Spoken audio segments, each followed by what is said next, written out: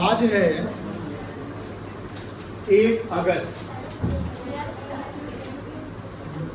और आज आपका एक नया चैप्टर शुरू हो रहा है, अकाउंटिंग फॉर जीएसटी। तो ये जीएसटी क्या है समझिए।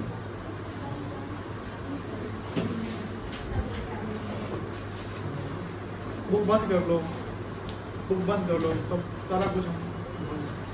जीएसटी का फुल फॉर्म है goods and service tax. GST जो है एक्ट, ये एक लॉ है और कोई भी लॉ पार्लियामेंट से बनता है। कहाँ से बनता है? और पार्लियामेंट में 2 हाउस है, lower house and upper house. Lower house Lok Sabha, upper house Lok Sabha में कोई बिल पेश होता है, वहाँ बिल पास किया जाता है। जब बिल पास हो जाएगा तो वो अपर हाउस राज्यसभा में जाएगा। राज्यसभा में सेम प्रपोज होता है, उसके वोटिंग होते हैं, मेजोरिटी अगर पक्ष में देते हैं तो बिल वहाँ पर भी पास माना जाता है। जब लोअर हाउस और अपर हाउस से जब बिल पास हो जाता है, उसके बाद वो बिल जाता है प्रेसिडेंट ऑफ इंडिया के पास, और प्रेसिडेंट ऑफ इंडिया अपना एसेंट देते हैं, ASSENT, एसेंट। एसेंट का मतलब होता है सहमति, मतलब कि वो अपने बिल पे, जो भी बिल बना हुआ है उस पर अपना सिग्नेचर करते हैं। जिस डेट को प्रेसिडेंट ऑफ इंडिया बिल पे साइन करते हैं, उस दिन से माना जाता है कि लॉ इनैक्ट हो गया है। ENACT, enact. इनैक्ट का मतलब लॉ अब एप्लीकेबल है टू होल ऑफ इंडिया। जो जीएसटी का लॉ है 2017 में आया, 1 जुलाई 2017 को। कब आया था? और ये पूरे होल ऑफ इंडिया में एप्लीकेबल है, including Jammu and Kashmir, because article 370 से पहले जम्मू एंड कश्मीर पे यह अप्लाई नहीं होता था। आर्टिकल 370 हटने के बाद ये एक्ट अब जम्मू एंड कश्मीर पे भी अप्लाई होता है। आर्टिकल 370 जम्मू एंड कश्मीर पे से जो हटा, उसका डेट है 5 अगस्त 2019। आर्टिकल 370 जम्मू एंड कश्मीर से कब हटा था? 5 अगस्त 2019। जीएसटी एक्ट कब आया? 2017 से। अब सवाल ये कि जीएसटी एक्ट को लाने वाली सरकार कौन है? तो बीजेपी, भारतीय जनता पार्टी, क्योंकि 2014 से टिल तक अभी बीजेपी की सरकार है। रूलिंग पार्टी कौन है? तो बीजेपी है। बट जीएसटी का जो भी सारा बिल ड्राफ्ट जो बन रहा था, वो कांग्रेस के जमाने से बन रहा था। मतलब कांग्रेस की जब सरकार थी उस समय से, कांग्रेस की सरकार में मनमोहन सरकार कहते थे, मनमोहन सिंह की सरकार। तो मनमोहन सिंह बहुत बड़े इकोनॉमिस्ट रह चुके हैं, और मनमोहन सिंह ही एक ऐसे व्यक्ति हैं जो इंडिया में 3 पोजीशन पे रह चुके हैं। वो 3 पोजीशन है। पहला, गवर्नर ऑफ RBI रह चुके हैं मनमोहन सिंह। दूसरा, फाइनेंस मिनिस्टर ऑफ इंडिया रह चुके हैं मनमोहन सिंह। तीसरा, प्राइम मिनिस्टर ऑफ इंडिया भी रह चुके हैं मनमोहन सिंह। ये पोजीशन तीनों 1% पोजीशन इंडिया में पाने वाला सिर्फ और सिर्फ कौन है? डॉक्टर मनमोहन सिंह। इसके अलावा और कोई इंडिया में अभी तक नहीं हुआ है, मतलब बहुत पढ़े लिखे। तो उन्होंने जीएसटी का कॉन्सेप्ट लाया। जीएसटी का हिस्ट्री अगर बात करते हैं कि ग्लोबल, मतलब कि वर्ल्ड फोरम पे अगर जीएसटी की बात करते हैं, जीएसटी सबसे पहले कहाँ आया? तो जीएसटी सबसे पहले फ्रांस में आया। कहाँ आया? तो बेटा फ्रांस। जीएसटी 2017 में आया। उससे पहले इंडिया में 2 इनडायरेक्ट टैक्स अलग अलग लगते थे। एक लगता था गुड्स टैक्स, जिसको हम वैट के नाम से जानते हैं, और एक लगता था सर्विस टैक्स, जिसको सर्विस पे लगता था। यानी वैट, जिसका फुल फॉर्म होता है वैल्यू एडेड टैक्स, जो गुड्स पे लगता था, और हर स्टेट गवर्नमेंट अपना वैट इनकम क्रिएट करती थी। यानी वैट जो होता था वो स्टेट गवर्नमेंट का अपना होता था। मतलब बिहार में अगर कोई वैट लग रहा है तो बिहार सरकार का रेवेन्यू होगा, यूपी में वैट लग रहा है तो यूपी गवर्नमेंट का रेवेन्यू होगा, दिल्ली में लग रहा है तो दिल्ली गवर्नमेंट का रेवेन्यू होगा। और वैट रेट हर स्टेट में अलग अलग रेट हुआ करते थे। एक होता था सर्विस टैक्स, जो सर्विस पे लगता था। जैसे मान लो कि हम टीचिंग सर्विस देते हैं तो हम सर्विस टैक्स चार्ज करेंगे। आप रेस्टोरेंट जाते हो, वहाँ सर्विस लेते तो वहाँ सर्विस टैक्स लगेगा। कहीं कहीं होता था कि सर्विस टैक्स और वैट दोनों साथ में लगता था। जैसे रेस्टोरेंट हो गया, तो रेस्टोरेंट में आपको सर्विस भी मिलता है और गुड्स भी मिलता है, जो आप खाना खाते हैं, तो वहाँ पर वैट भी लगता था और सर्विस टैक्स भी लगता था। तो एक कॉम्प्लिकेटेड एक टैक्स सिनारियो हुआ करता था कि जहाँ गुड्स होगा वहाँ वैट लग जाएगा, जहाँ सर्विस होगा वहाँ सर्विस टैक्स लगेगा, जहाँ दोनों होगा वहाँ वैट एंड सर्विस टैक्स दोनों लगेगा। ये बहुत सारे ऑडिटर, बिजनेसमैन के लिए एक प्रॉब्लम क्रिएट करता था। तो कहीं ना कहीं सरकार जो थी एक 1 नेशन 1 टैक्स का कॉन्सेप्ट लाना चाहती थी।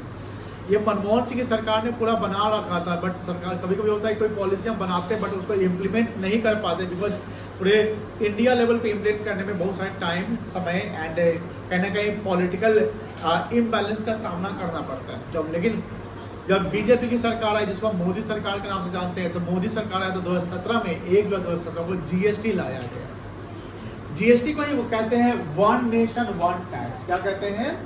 One nation one tax. GST एक इनडायरेक्ट टैक्स है जिसका फुल फॉर्म है गुड्स एंड सर्विस टैक्स। इसका मतलब ये है कि अगर कहीं सर्विस है तो भी जीएसटी लग जाएगा, कहीं गुड्स का अगर लेन देन होता है तो भी जीएसटी लगेगा।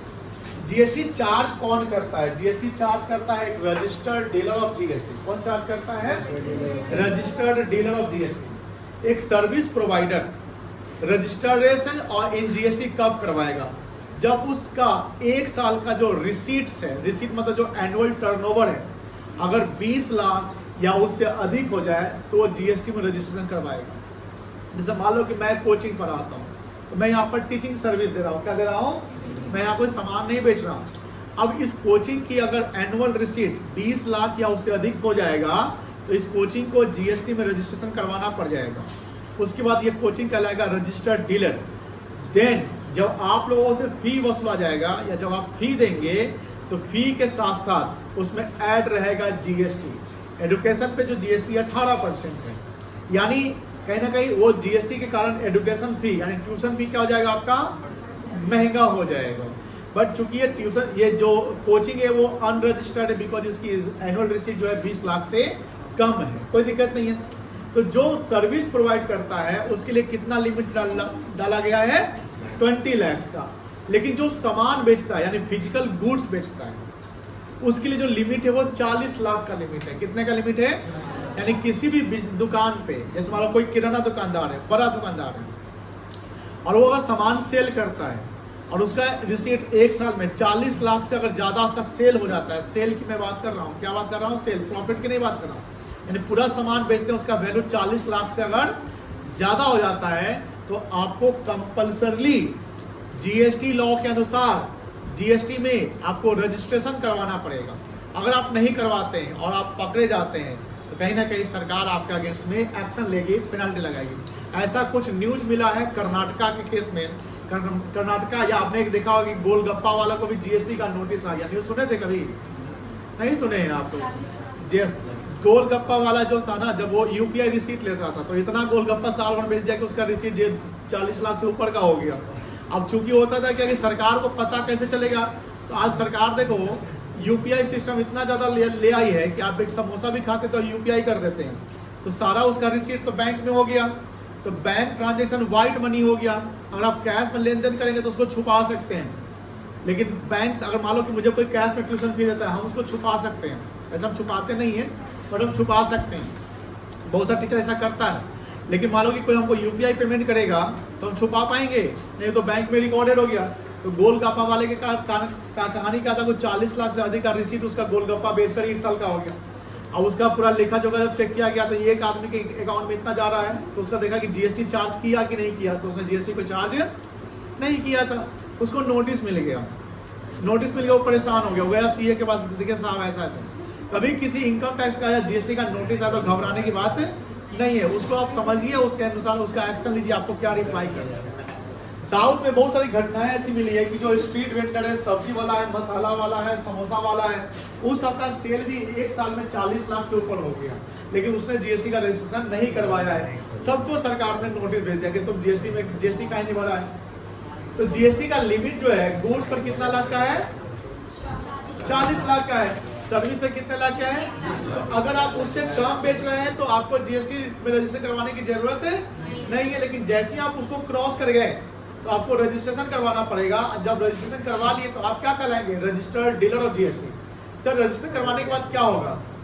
उसके बाद ये होगा कि जो भी आपका कस्टमर होगा उसको आप सामान सेल करोगे या सर्विस प्रोवाइड करोगे तो उस पर आप जीएसटी लगाओगे। क्या लगाओगे?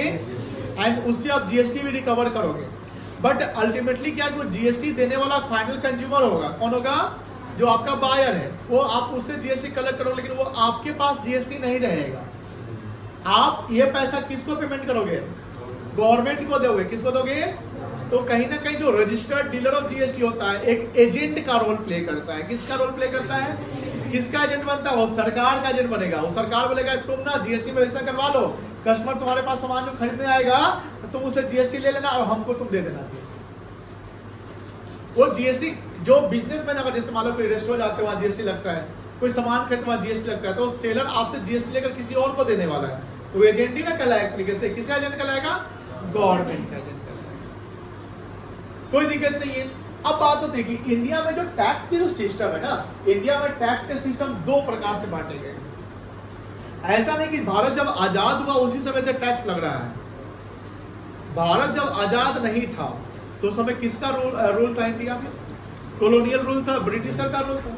तो ब्रिटिशर भी जो थे वो टैक्स लेते थे, जिसको लगान कहते हैं। जमींदार सब पे टैक्स लगाते थे। उस समय जमींदारी सिस्टम हुआ करता था। क्या होता था बेटा? जमींदारी सिस्टम, जहां जमींदार सबको बुलाता था कि जितना फसल होगा उसका इतना परसेंट तुमको रेवेन्यू टैक्स हमको देना है।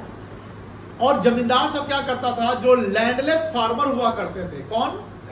लैंडलेस फार्मर कौन होता है? जिसका जमीन नहीं है। तो अब बताइए, उस समय तो इंडिया में इकोनॉमी का सिस्टम था, कोई डेवलप नहीं किया था, तो जिंदगी जीने के लिए आपको खेती करना पड़ेगा। और आपके पास खेत नहीं तो जमींदार के पास जाओगे, जमींदार को बोलोगे भैया हमको खेत दीजिए, हमको 10 कट्टा 20 कट्टा 2 बीघा हम यहाँ खेती करेंगे। जमींदार बोलेगा ठीक है खेती करो, आधा उपज हमको दे देना। ऐसा होता है ना, अभी भी थोड़ा बहुत है। अब जमींदारी खुद वो खेती खुद नहीं करता था, वो खेती करवाता था लैंडलेस फार्मर से। और लैंडलेस फार्मर खेती करने को मजबूर थे क्योंकि उनको फैमिली चलाना है, फैमिली को खिलाना भी है। तो आधा फसल जमींदार को मिलता था, जमींदार उसको मार्केट में बेचता था, मार्केट बेचने से जमींदार को पैसा मिलता था, उस पैसा से आधा कुछ पैसा ब्रिटिश और अंग्रेज को रेवेन्यू यानी टैक्स के रूप में जाता था। जब अंग्रेज नहीं था तो मुगल साम्राज्य हुआ करता था। उस समय भी कहीं ना कहीं टैक्स सिस्टम था कि जो राजा महाराजा का जो कोई अधिकारी था वो गांव आ जाता था और हर जगह से कुछ ना कुछ आपसे रेवेन्यू लेता था। चलो आपके यहाँ क्या है? अनाज साहब, दाल हुआ है, ठीक है लाओ दाल 10 किलो। तुम्हारे यहाँ क्या हुआ? साहब ये हुआ है, लाओ इतना। तो वो भी रेवेन्यू यानी टैक्स होता है। टैक्स क्यों लेते हैं? राजा महाराजा टैक्स क्यों लेता था? क्योंकि राज्य चलाना होता है, प्रजा को पालना होता है। जितना सैनिक सब उसको खिलाना पिलाना, पैसा रहेगा तब ना खिलाएंगे। उसी प्रकार आज की सरकार जो इंडिपेंडेंट गवर्नमेंट है वो भी एक टैक्स सिस्टम लगाई है। वो टैक्स क्यों सरकार कलेक्ट करती है हमसे आपसे? क्योंकि टैक्स कलेक्ट करने से सरकार को क्या मिलता है? रेवेन्यू मिलता है। ये गवर्नमेंट के लिए एक रेवेन्यू है। जो टैक्स मिलने से सरकार क्या करती है? यहाँ पर इक्विटी एंड जस्टिस, जहाँ इनकम को इक्विटेबल डिस्ट्रीब्यूशन सिस्टम पे अप्लाई करते हैं, जहां पर अमीरों से हम टैक्स कलेक्ट करते हैं और गरीबों में हम टैक्स के रूप में रेवेन्यू के रूप में कुछ बांटते हैं। जैसे मुफ्त बिजली, free education, free health, free sanitation, Jan Dhan योजना, लाडली बहन योजना, हाँ ये सब होता है। सुलभ शौचालय, प्रधानमंत्री Awas Yojana, road infra, BPL का राशन वगैरह सब, ये किनके लिए है? उस पर्सन के लिए है जो अफोर्ड नहीं कर सकते हैं, गरीब। लेकिन यहां पर क्या है? जो अफोर्ड कर भी सकते हैं वो भी ये सब फायदा उठा लेते हैं। ये गलत, इसको करप्शन कहते हैं। क्या कहते हैं बेटा? करप्शन। लेकिन सरकार अगर पब्लिक वेलफेयर पे जो खर्च कर रही है, तो सरकार पब्लिक वेलफेयर पे खर्च करे तो सरकार को पैसे आ कहां से रहे हैं? वही टैक्स के रूप में सरकार को मिल रहा है। कोई दिक्कत नहीं है। अब टैक्स जो है, बातें नहीं प्लीज सुनिए, टैक्स जो है इंडिया में दो प्रकार के। एक टैक्स जो आपके इनकम के अकॉर्डिंग चार्ज होता है। ज्यादा इनकम ज्यादा टैक्स, कम इनकम कम tax, limited income no tax. आपने सुना हो कभी, जैसे बजट जब आया था तो 1 फरवरी को फाइनेंस मिनिस्टर निर्मला सीतारमण बोलती है कि जिनका इनकम 12 लाख या उससे कम होगा उनको जीरो टैक्स लगेगा, 12 लाख से ऊपर वाले को टैक्स लगेगा। सुने थे ऐसा? Yes sir. नहीं सुने थे तो गूगल पर सर्च करके देखिएगा। तो 12 लाख रुपए तक आपका टैक्स नहीं है। अब इंडिया में 80% 90% पॉपुलेशन ऐसा है जिसका इनकम 12 लाख से कम है। तो एक ना मतलब सरकार का जो कॉन्सेप्ट से 12 लाख, तो बहुत लोग स्टेटस लगा दिया जिसका इनकम 4 लाख रुपए साल का वो रजिस्टर है, 12 लाख तक नो टैक्स, 12 लाख तक नो टैक्स। रे भाई तू 4 लाख कमा रहा है, तुम काहे खुश हो रहा है? भाई तुम काहे खुश हो रहा है? अभी 4 लाख पे 12 लाख तक नो टैक्स। तो कहने की सरकार ने एक 12 लाख का लिमिट बना दिया। इंडिया में 12 लाख रुपया कमाना, समझ रहे हैं बात को? बहुत होता है, लाख रुपए महीने होते हैं। 80% पॉपुलेशन 12 लाख नहीं कमाता है। बट सरकार ने एक लिमिट लगाया। इसका मतलब कि जो इंसान अगर 13 लाख रुपया कमाया उसको कितना रुपए पे टैक्स लगेगा? रिमेनिंग 1 लाख रुपया पे। तो ये कहलाता है प्रोग्रेसिव टैक्स। क्या कहते हैं? यानी आपके इनकम के अकॉर्डिंगली डायरेक्टली आपसे जो टैक्स कलेक्ट किया जाए उसको कहते हैं progressive tax. Progressive tax, progress. When your income increases, your tax will increases. तो कहीं ना कहीं सरकार का कॉन्सेप्ट है कि रिच से ज्यादा टैक्स लेंगे, पुअर से टैक्स नहीं लेंगे। यानी आपका इनकम कम है, कोई दिक्कत नहीं, टैक्स आपसे कम लेंगे। ज्यादा इनकम वाले से ज्यादा टैक्स, और आपसे ज्यादा टैक्स लेके हम गरीबों में बांटेंगे। लेकिन एक टैक्स ऐसा होता है जिसका बर्डन गरीबों पे ज्यादा और अमीरों पे कम पड़ता है, उसको बोलते हैं रिग्रेसिव टैक्स। क्या कहते हैं? Regressive tax. Regressive tax is the tax which is chargeable on consumption of goods and services. जैसे एप्पल का आईफोन महंगा है कि सस्ता होता है? बोलिए बोलिए, हम सब लोग महंगा बोल रहे हैं ना। अब विराट कोहली सामने बैठा रहे, बोले एप्पल का आईफोन, अरे अपना ड्राइवर को कल ही खरीद के दिए हैं, ऐसे ना बोले? बोलो हाँ ना। अगर विराट कोहली से यही सवाल पूछा जाए कि एप्पल का आईफोन महंगा और सस्ता, तो आई थिंक सवाल पूछने वाले को शर्म आ जाएगी कि किससे पूछ रहे महंगा सस्ता है कि नहीं। कोई चीज महंगा और सस्ता कैसे पता चलता है? अकॉर्डिंग टू योर, एज पर your income status, wealth status. आप बहुत धनी हैं तो इस बात को आप इग्नोर करके चले गए, अरे यार इस बात हमको। जैसे कल डेमोन्स्ट्रेशन इफेक्ट सुने थे, याद है? कल डेमोन्स्ट्रेशन इफेक्ट बता देंगे, देखे देखे कोई कुछ करता है खर्च वगैरह से, कहते कि आप अगर खरीदे तो हम भी खरीद लेंगे, वो सब ज्यादा। अब वही अभी देखे दिखाओ पे आप ज्यादा पेमेंट करते हैं। आईफोन महंगा होते हुए बहुत लोग आईफोन खरीद रहे हैं, ईएमआई ऑप्शन लेकर, है कि नहीं है? और आपको आईफोन महंगा लग रहा है बिकॉज वो आईफोन महंगा ऑलरेडी हम लोग के लिए तो है ही। लेकिन जब कोई रिच सेक्शन से पूछिएगा कि आईफोन महंगा कि सस्ता, तो कह रहे कोई दिक्कत नहीं, तो खरीद लेते, नया लॉन्च होता है कल ही खरीद। अब मुझे बताइए कि जो आईफोन 16 प्रो मैक्स सबसे बेस्ट आईफोन अभी यही ना है, तो आईफोन 16 प्रो मैक्स जो है, मान लो कि 2 लाख रुपए का फोन है, तो कहीं ना कहीं 2 लाख रुपया अमीरों के लिए भी कितना पड़ेगा? एक कोई जो मिडिल क्लास या लोअर मिडिल क्लास है, वो भी पैसा हमारा जीवन भर का कमा के रखा होगा, वो भी खरीदने जाएगा तो कितना लगेगा? किसको महंगा पड़ रहा है? गरीब को, या मिडिल क्लास या लोअर मिडिल, जिसको महंगा पड़ रहा है। तो यहाँ पर due to GST, due to indirect tax, सरकार मान लो इस 2 लाख के फोन पे 30,000 टैक्स रखी हुई है, तो अमीर से कितना टैक्स सरकार कलेक्ट कर रही है? 30,000। बोलो है ना। और उस गरीब से भी कितना सरकार कलेक्ट कर रही है? तो किसको ज्यादा बर्डन पड़ रहा है? गरीब। तो regressive tax is a burden on poor as compare to richer. आज जो बिलियनियर मिलेनियर है, 5 स्टार होटल में नाश्ता पानी करते हैं, डिनर करते हैं, 4 दिन के लिए कहीं अगर जाना है तो 5 स्टार होटल में, दिल्ली जाना है, मुंबई जाना है, लंदन जाना है, तो अभी जस्ट फ्लाइट बुक कर ली चले गए, उनको कोई फर्क नहीं पड़ रहा है। लेकिन किसी का ड्रीम भी रहता है कि 5 स्टार होटल में जाके एक दिन ठहरेंगे, वहां का वीडियो फोटो लेंगे और पानी पूरी सिर्फ खा के चले आएंगे 800 रुपये में।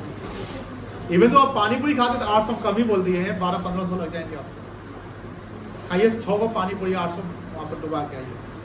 अब बताइए, अब वही 800 आपका मन नहीं भरा तो आप क्या करेगा? स्ट्रीट वेंडर जाने, होटल ताश या 5 स्टार से निकलेगा, कहीं पर खड़ा तो कुछ का खिला होता है ना।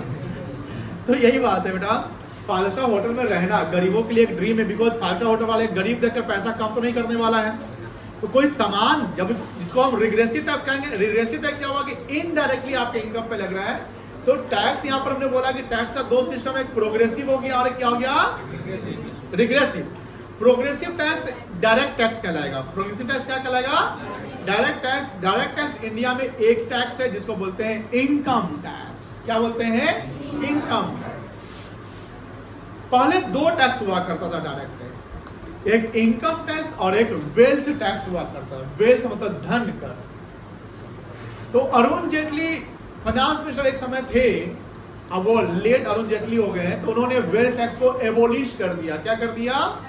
एबोलिश मतलब खत्म कर दिया कि भैया वेल्थ टैक्स कोई देता तो है नहीं, और इसका अगर डिपार्टमेंट, उसका अगर कोई डिपार्टमेंट बनाए हुए तो टैक्स कलेक्शन कम हो रहा है लेकिन उस पर स्पेंडिंग जो है, खर्चा जो है वो ज्यादा हो रहा है, तो सरकार ने उसको खत्म कर दिया और वेल्थ टैक्स को खत्म करके सरचार्ज ला दिया। तो इनकम टैक्स को कहते हैं प्रोग्रेसिव टैक्स, जो डायरेक्ट टैक्स होता है, बट कुछ रिग्रेसिव टैक्स है जिसको हम इनडायरेक्ट टैक्स कहते हैं। और इनडायरेक्ट टैक्स क्या होता है, जैसे जीएसटी हो गया, क्या हो गया बेटा, but GST is not only the indirect tax, इसके अलावा भी टैक्स होता है। जैसे इंपोर्ट ड्यूटी सुनते होंगे, जैसे डोनाल्ड ट्रंप टैरिफ लगा दिया, इससे किस पे टैरिफ लगा, इनकम पे कि गुड्स एंड सर्विस पे, गुड्स एंड सर्विस पे लगा, इससे गुड्स एंड सर्विस यानी इनडायरेक्ट हो गया। Custom duty, tariff, import duty, export duty, these all are the indirect tax. कोई दिक्कत नहीं है, यहां तक समझ गया टैक्स का सिस्टम। अब हम लोग अभी ये सारा टैक्स नहीं पढ़ने वाले, हम लोग को अकाउंट्स में 11th में क्या पढ़ना है बेटा, जीएसटी। यहां तक जो स्क्रीन पर है वो सब समझ में आ रहा है, कोई दिक्कत नहीं है। GST is a type of indirect tax which is charged on goods and services. One nation one tax. GST का जो रेट होता है, सब मान लो एसी जो ना एसी, उस पे 28% जीएसटी लगता है। हाईएस्ट रेट ऑफ जीएसटी जो है 28% है। कितना परसेंट है, 28% है। कार पे जीएसटी 28% लगता है। कितना लगता है, कुछ चीजों जो है जिसपे जीएसटी, लग्जरियस जो गुड्स है, लग्जरियस जो गुड्स होता है जिसपे जीएसटी कितना लगता है, 28% लगता है, हाईएस्ट रेट, उससे ज्यादा जीएसटी नहीं लगता। One nation one tax is the slogan of government of India. Earlier two separate tax was leviable. Leviable मतलब चार्जेबल, जो चार्ज होता था। First one was VAT, value added tax, which was chargeable on goods. VAT was the exclusive revenue of the state government. VAT किसका revenue हुआ करता था, state government का। And second was the service tax which are chargeable on services. Second tax क्या हुआ करता था, service tax, जो किस पे लगता था, सर्विस टैक्स। सर्विस टैक्स ध्यान रखिएगा सेंट्रल गवर्नमेंट का रेवेन्यू होता था, किसका होता था, लेकिन दोनों को कंबाइन करके एक नया टैक्स आया, उसको क्या बोलेंगे, जीएसटी। जीएसटी जो है स्टेट गवर्नमेंट और सेंट्रल गवर्नमेंट दोनों का टैक्स होता है। किसका होता है बेटा, स्टेट एंड सेंट्रल दोनों का। Service tax was exclusive revenue of the central government. In 2017 dated 1st July, government introduced goods and service tax which was chargeable on both goods as well as on services. कोई दिक्कत नहीं। अब GST के type की बात करते हैं। मान लेते हैं कि हम बिहार में कहीं भी है,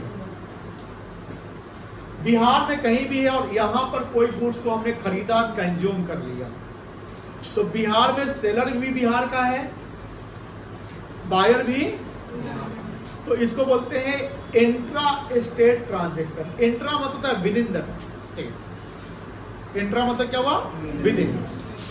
तो बिहार में अगर कहीं भी आप कोई सामान को खरीद और बेच रहे हैं, कंज्यूम कर रहे हैं, तो वहां पर 2 प्रकार का जीएसटी लगता है। साइमल्टेनियसली 2 जीएसटी लगेगा। एक जीएसटी कहलाता है सीजीएसटी। क्या कहलाता है, सीजीएसटी, जिसका फुल फॉर्म है central goods and service tax. और जो सेकंड जीएसटी जो होता है उसको बोलते हैं एसजीएसटी। क्या बोलते हैं बेटा, state goods and service tax. मान लेते हैं कि यहां पर हमने कोई सामान खरीदा और उस पर जीएसटी का रेट 18% है। कितना परसेंट है, तो इस पे 18% का आधा कर दो, तो सीजीएसटी हो जाएगा 9% और एसजीएसटी भी हो जाएगा। आप में से बहुत बच्चे रेस्टोरेंट वगैरह कभी गए होंगे, जाते होंगे, जाओगे तो वहां का बिल देखना, कभी बिल देखे हो, बिल पे जीएसटी देखे हैं, जीएसटी देखिएगा, उस पर देखिएगा सीजीएसटी और एसजीएसटी 2.5% रहता है। मतलब कि जो फूडिंग आइटम जो हम रेस्टोरेंट में जब खाना खाते हैं, रेस्टोरेंट, उसमें जीएसटी 5% लगता है। कितना परसेंट लगता है, 5%। पहले जीएसटी 18% हुआ करता था। अब जीएसटी 18% होने के कारण क्या होगा, सामान जो फूड का जो प्राइस हो क्या हो जाएगा, ज्यादा महंगा होगा कि सस्ता हो जाएगा। तो जो खाने वाले, जो खाना खाने जाने वाले होंगे वो भी तो कम कर देंगे जाना। इससे रेस्टोरेंट इंडस्ट्री का जो सेल्स है वो क्या जाएगा, कम जाएगा। जब कम जाएगा तो डिमांड भी क्या जाएगा, इससे अनएम्प्लॉयमेंट, बेरोजगारी क्या जाएगा। क्योंकि होटल वाले का बिजनेस चलवे नहीं करेगा तो हम वेटर को काहे रखेंगे, शेफ को काहे रखेंगे, बोले जाओ घर, है कि नहीं है। तो सरकार ने जीएसटी क्या कर दिया, स्लैश कर दिया, स्लैश मतलब कम कर दिया, कितना % कर दिया, जो वहाँ जीएसटी 18 लगता था वहाँ कर दिया 5, मतलब क्या है, सामान सस्ता हो गया, अब जाइए खाइए, है कि नहीं है। लेकिन अगर कोई ट्रांजैक्शन बिहार से बाहर में हो रहा है, मतलब कि आप बिहार के हैं लेकिन आपका कोई सामान कलकत्ता से आ रहा है, दिल्ली से आ रहा है, रांची से आ रहा है, लखनऊ से आ रहा है, ये सब आउट ऑफ स्टेट हो गया ना बेटा। विद इन द कंट्री तो है ही, बट बिटवीन द स्टेट हो गया। बिटवीन द स्टेट समझ रहे ना, इसको इंटर स्टेट ट्रांजेक्शन कहेंगे। क्या कहेंगे? Inter state transaction are the transaction which are happen between two states, between two state.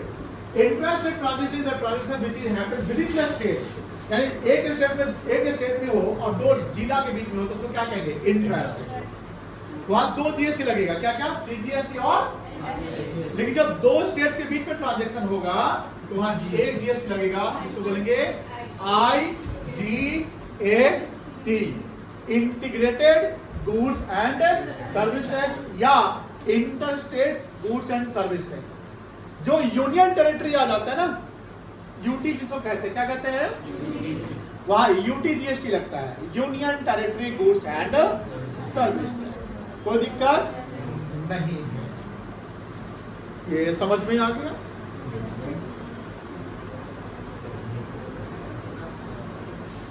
चलिए, तो 10:15 हो गया है, आपको प्रॉमिस भी करना है, ये जो कुछ बचा हुआ है वो हम लोग टुमारो डिस्कस करेंगे।